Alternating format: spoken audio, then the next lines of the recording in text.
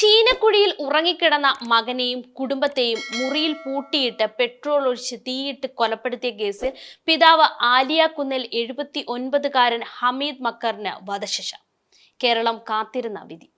മകനും ഭാര്യയും 2 പെൺമക്കളും ഉൾപ്പെടെ 4 പേർ വെന്തുമരിച്ച കേസിൽ തൊടുപുഴ അഡീഷണൽ സെഷൻസ് കോടതിയാണ് കഠിനമായ വിധി പ്രഖ്യാപിച്ചത്.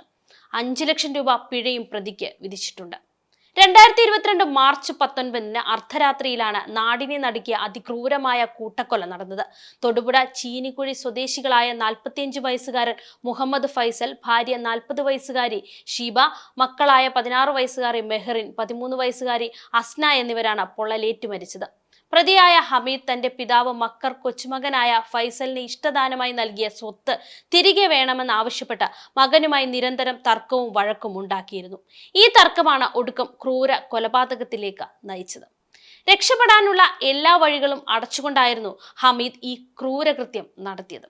ഫൈസലും കുടുംബവും ഉറങ്ങിക്കിടന്ന മുറി പുറത്തുനിന്ന് പൂട്ടി. ജനലിലൂടെയും മേൽക്കൂരയിലൂടെയും പെട്രോൾ ഒഴിച്ചാണ് പ്രതി തീയിട്ടത്. വീട്ടിലേക്കുള്ള ശുദ്ധജല കണക്ഷൻ വിച്ഛേദിച്ചിരുന്നതിനാൽ വെള്ളം ഉപയോഗിച്ച് തീ അണയ്ക്കാൻ സാധിച്ചില്ല. തീ പടർന്നതോടെ 4 പേരും ശുചിമുറിക്കുള്ളിൽ കയറി കതകടച്ചെങ്കിലും ഹമീദ് അവിടേക്കും ചെറിയ കുപ്പികളിൽ പെട്രോൾ ഒഴിച്ചു.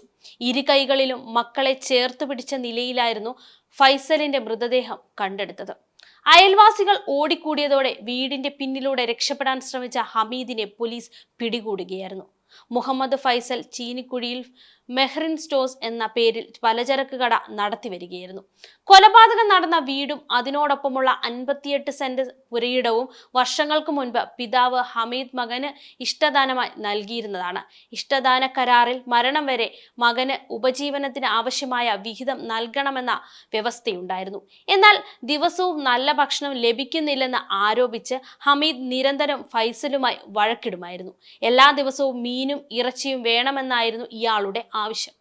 ജയിലിൽ മട്ടൻ കറി കിട്ടുമെന്നും താൻ അതിനുള്ള വഴി നോക്കുമെന്നും ഇയാൾ കൂടെ നാട്ടുകാരോട് പറഞ്ഞിരുന്നുവെന്നും പറയപ്പെടുന്നു.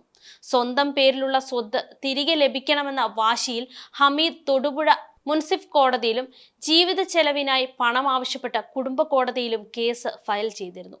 സ്വത്ത് തിരികെ നൽകിയില്ലെങ്കിൽ പെട്രോൾ ഒഴിച്ച് തീ കൊളുത്തി കൊന്നുകളയുമെന്ന് ഹമീദ് ഭീഷണിപ്പെടുത്തിയതായി ഫൈസൽ 2022 ഫെബ്രുവരി 25-ന് കരിമണ്ണൂർ പോലീസിൽ പരാതിയും നൽകിയിരുന്നു. ഈ സംഭവത്തിന് ശേഷമാണ് ഫൈസലും ഭാര്യയും 2 മക്കളും വീടിന്റെ ഒരു പ്രത്യേക മുറിയിലും ഹമീദ് മറ്റൊരു മുറിയിലും താമസമാക്കിയത്.